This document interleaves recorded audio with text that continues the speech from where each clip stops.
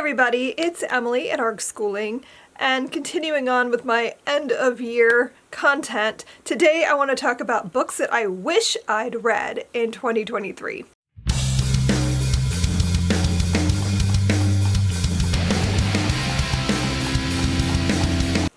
So these are the new releases that I had hoped to get to this year but didn't. And at this point in the year, I'm pretty safe to say that these won't be happening. I only have 2 weeks left, less than 2 weeks left, and the books that I am prioritizing are not new releases. So let's just jump in and talk about these 10 books that I really wish I could have gotten to this year. First up is Lone Women by Victor LaValle.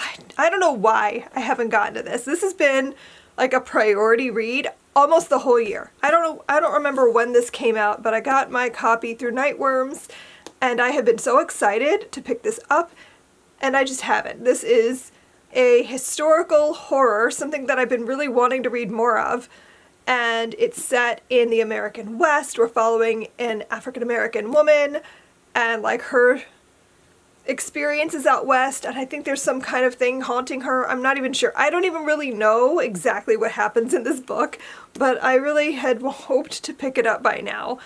This is definitely happening in 2024. And just know that I'm going to say that for every single one of these books. Will I actually get to all of these in 2024? That is the question. Next is Angela Booley's newest book, Warrior Girl Unearthed. I was so excited for this. I loved Firekeeper's Daughter. I've been excited to pick this up and I just didn't. But I really want to. I know this has something to do with like a heist. I never read the synopsis that deep, so I don't know what this is about. But I think there are twins involved in the story and something to do with a heist, and like I just know it's gonna be good. I just know that I will love this. The Collected Regrets of Clover by Mickey Brammer has been on my radar for a while.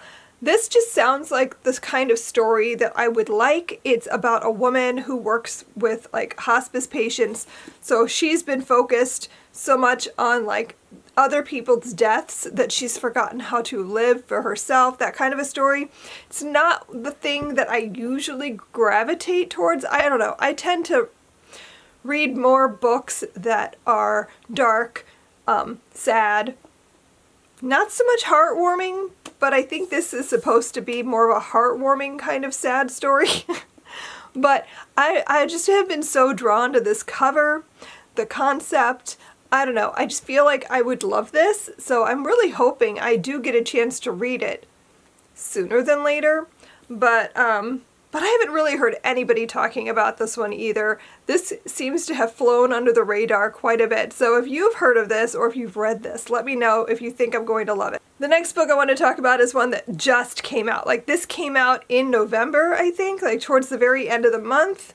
So I really haven't had that much time to read it, but it has been a book that I've been excited about and like wanting to read since I pre-ordered it way back in like, I don't even know when I pre-ordered this. I feel like it was like way back at the beginning of the year though. And this is We Must Not Think of Ourselves by Lauren Grodstein. This is a story about the Warsaw Ghetto Uprising, and that is a topic that I'm always excited to read. And this book in particular just spoke to me. The cover is absolutely stunning. This one is following a man who is asked by the inmates of the Warsaw Ghetto to create an archive of what's been happening to them. They want their stories to be told, and that just really speaks to me. I feel like I'm gonna absolutely love this. The next book I wish I'd read is Yellowface by R.F. Kuang. I have now read the first book in the Poppy War series. I have read Babel. Both of those were books that I absolutely loved, so I was so excited to read Yellowface. The concept sounds so interesting and very different from her first two books that I read, or anything that they've written, but I just didn't get here. I didn't get to it. I remember when we were picking the books for book club towards the end of the year, it was between Babel and Yellowface, and Babel won by literally one vote. So it was really close. Like a lot of us wanted to read this. So But yeah, I just really, really hope I can pick this up soon. R.F. Kuang, if I love this, will definitely be a new favorite author for me. I have Once We Were Home by Jennifer Rosner. This came out way back at the beginning of the year, but I didn't get a copy until relatively recently, but I've been wanting to read it since it came out. This is one of my favorite things. It's a story about the aftermath of the Holocaust. This, I believe, is about like what happens to a few characters after. We're following a brother and a sister, I think, who were sent to live with strangers in hiding and when they were children. And the sister is older and she can remember her parents and what happened before, but the little brother is too young to know. So he's basically been raised as a Christian and doesn't even know that he's Jewish or something like to that effect. And like this is about what happens after the war has ended.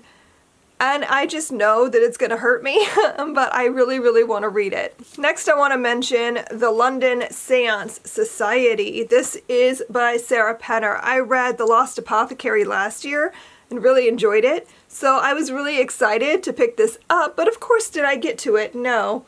But you have me at Seance and London. And this just seems like a book that is perfect for me.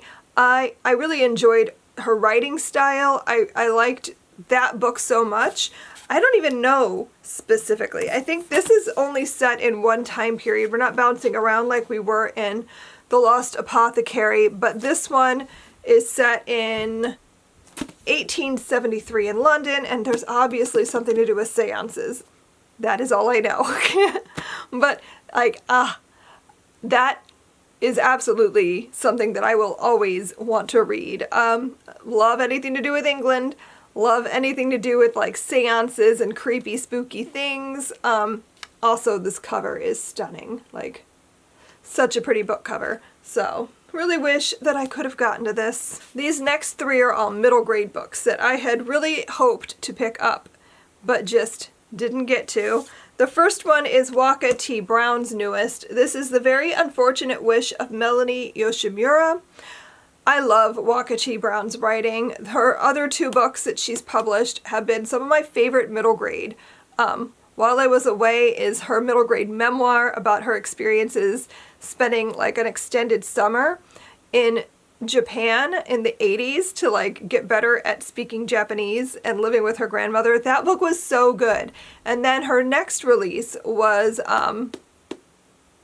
Dream Annie Dream, about a little Japanese American girl who wants to be Annie in the play that she's in like a theater group and they're doing Annie, and she doesn't get the part, and it's her like first experience with racism and being told that you're not right for this because you're not a pretty white redheaded girl. So anyway, that's a great book. So I've been so excited for this. This has basically been like called a Japanese inspired Coraline, and yes please, that sounds fantastic. I want to read it so bad. I had planned on reading this in October and it didn't happen, and I've been really bummed about it, and it just hasn't really fit in. I haven't been able to make time for it, so I really want to read this though. I feel like not enough people are reading Waka T. Brown. Her books are so good. Like, pick up something she's written, please, because I want everyone to read her books.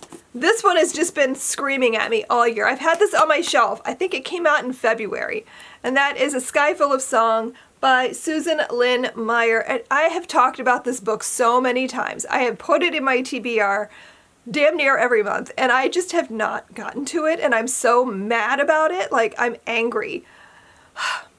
This book was basically written for me. Like, not even joking. I've always wanted a book like this. This is a story about a Jewish family in the American West. Like, that's not a setting you see Jewish characters in. And I need to read this. I'm mad at myself for not getting here. This is set in North Dakota in 1905. We're following a Jewish family who is homesteading in the West. And like, I need this. I love homesteading stories.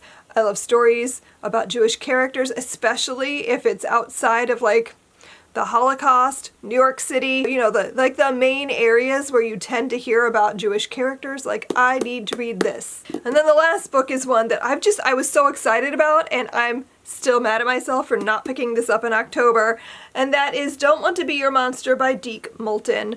This just, again, is a book that was written for me. I just feel like this is a Emily book.